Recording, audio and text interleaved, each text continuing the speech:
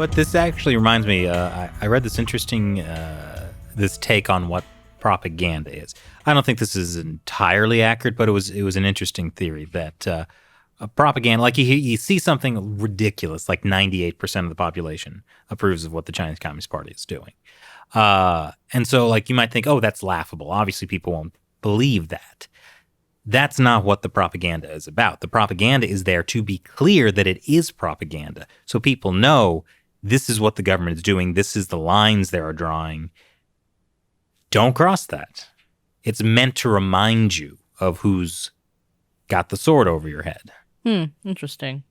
Yeah, I thought it was a very interesting way to look at it. And I think in many cases that is true. Because sometimes you'll hear like these, the propaganda mouthpieces of the Communist Party coming out with something like absolutely ridiculous. Like, hey, Tibet's the happiest place in China.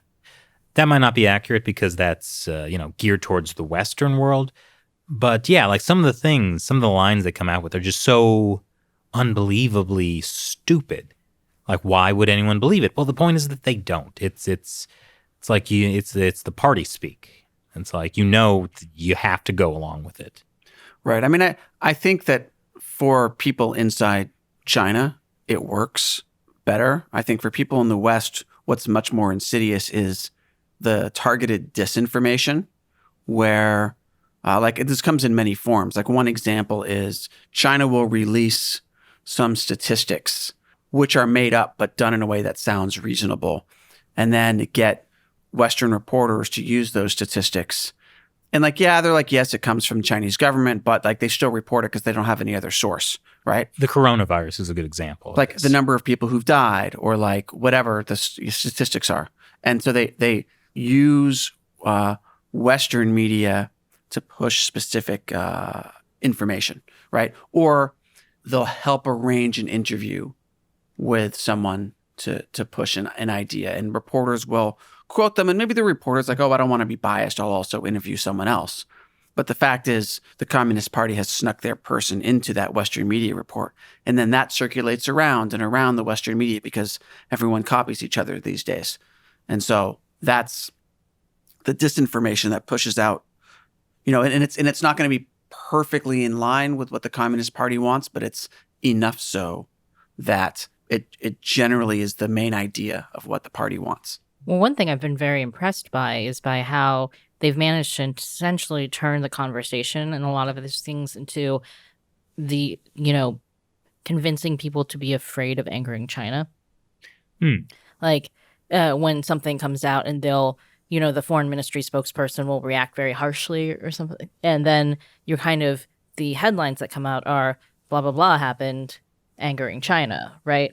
Yeah. And so you kind of train people slowly into being afraid of angering China. It's like a Pavlovian response almost. Well, I'm thinking about before Trump took office, when he took the call with Tsai Ing-wen, he was getting criticized in the media because that would anger China. Yeah, Taiwan is a prime example of a lot of this stuff out there in the media being like, well, we can't do anything about Taiwan because we don't want to upset the status quo because then China might get angry and do something, as if they're not already, sending planes, military planes all the time into Taiwanese airspace and basically preparing to invade and having a huge psychological warfare campaign against Taiwan. I mean, I think this is also part of the psychological warfare campaign, the whole making people afraid of helping Taiwan in any way. Well, so the Global Times recently talked about missile strikes on Australia if they do something silly like supporting Taiwan, like sending troops in. If China invades Taiwan, if Australia sends troops to defend Taiwan, Australia is going to get hit by the Chinese missiles. And that's exactly what you're saying. Like, it's it's framing it like, don't.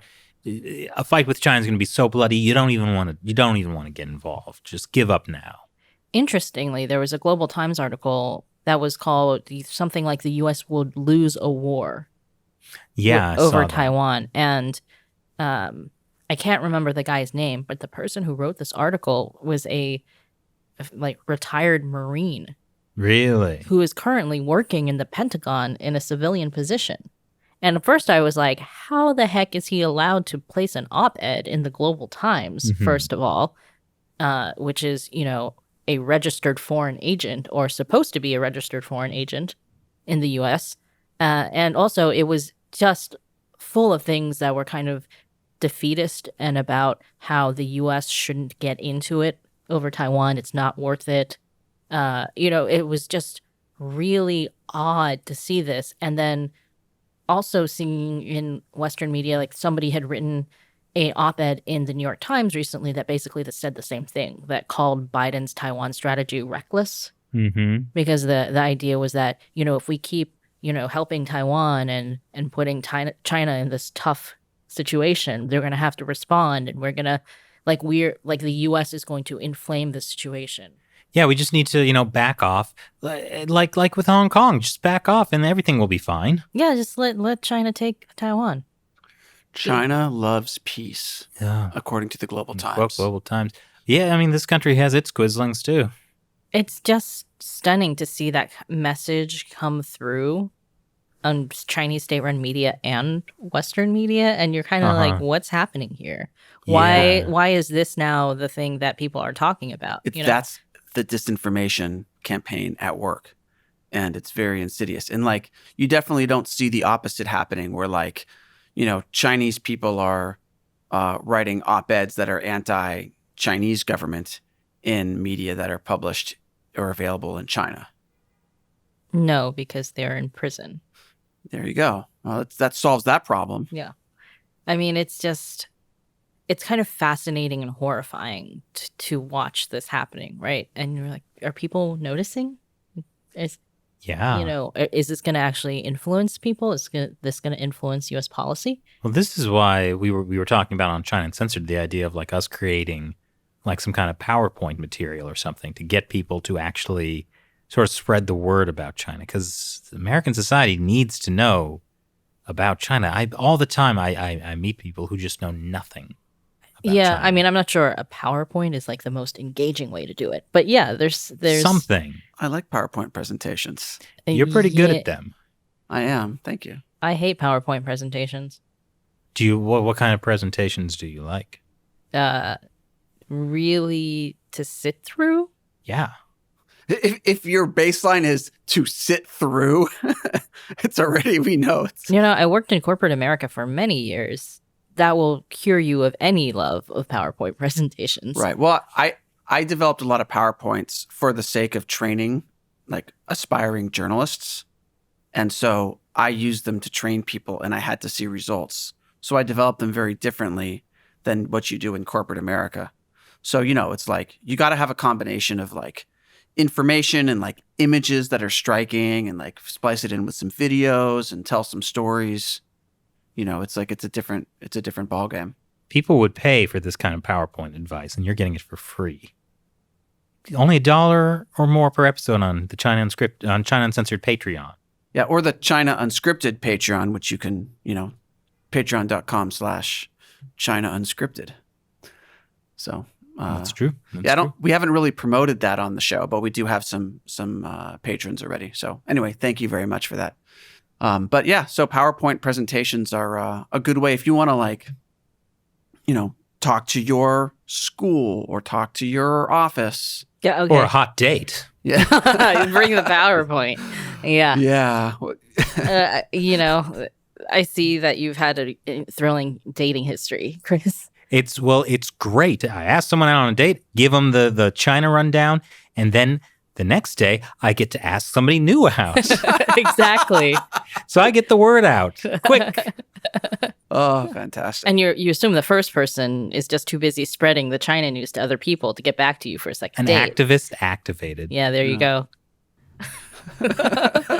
I mean, I think we have joked about this, but I have really found myself, in a party just talking to people about China. Yeah. It happens. Yeah. I talk to other people about China too, but it's mainly because I'm not a good listener.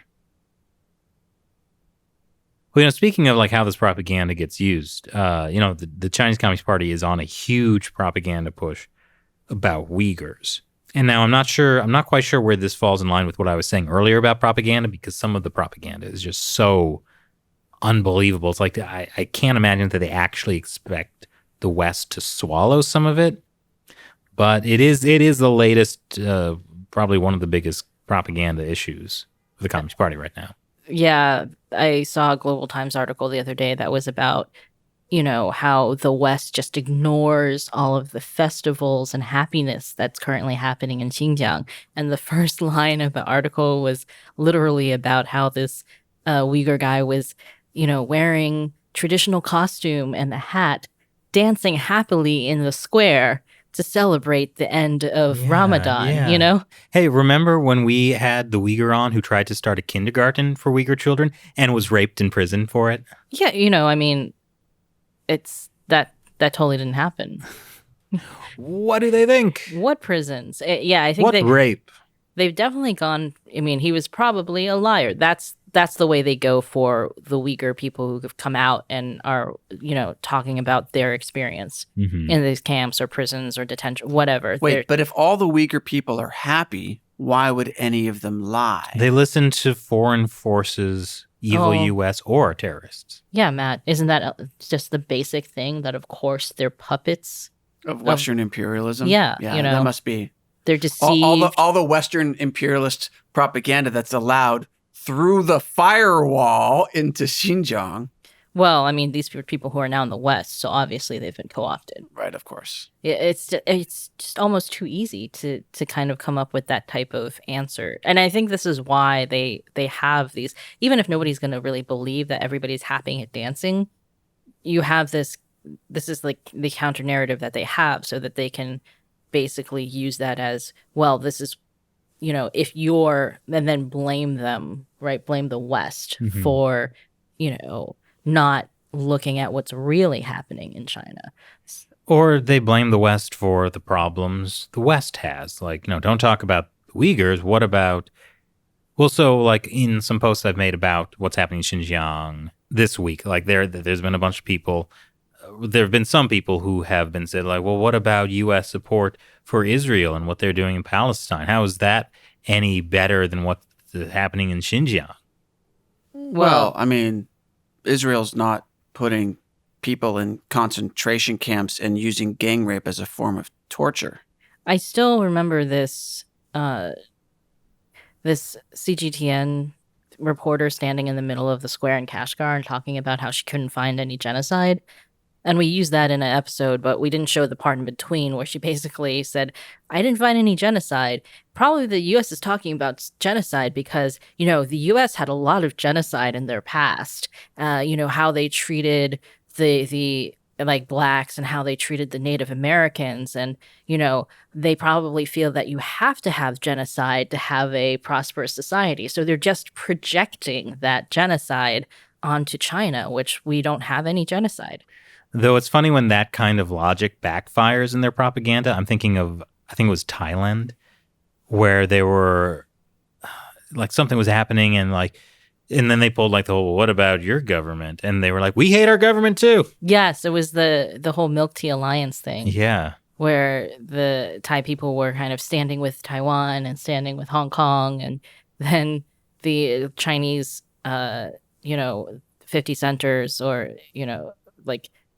were coming back and being like, well, like your king sucks. And they're like, yeah, he sucks. And, but it is a weird logic puzzle where they're like, well, what about this other bad thing? It's like, well, both are bad. You can say that both can be true. Yeah. Like, it's like, you don't have to ignore racial problems in the U.S. to say the Chinese Communist Party is carrying out ethnic genocide in Xinjiang.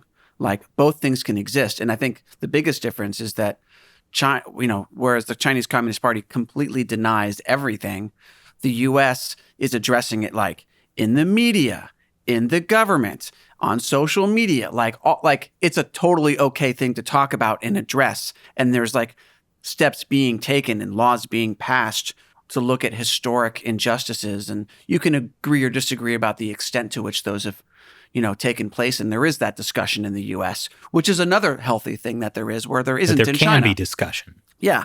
And so like it's a completely, like, if you try to compare, like slavery in the US to what's happening in Xinjiang, like that framework is what the Chinese Communist Party wants, because then like the US has no leg to stand on. But the real framework for this is like, if there are problems in the US, they can be addressed because people are willing and the media is willing and the government is willing.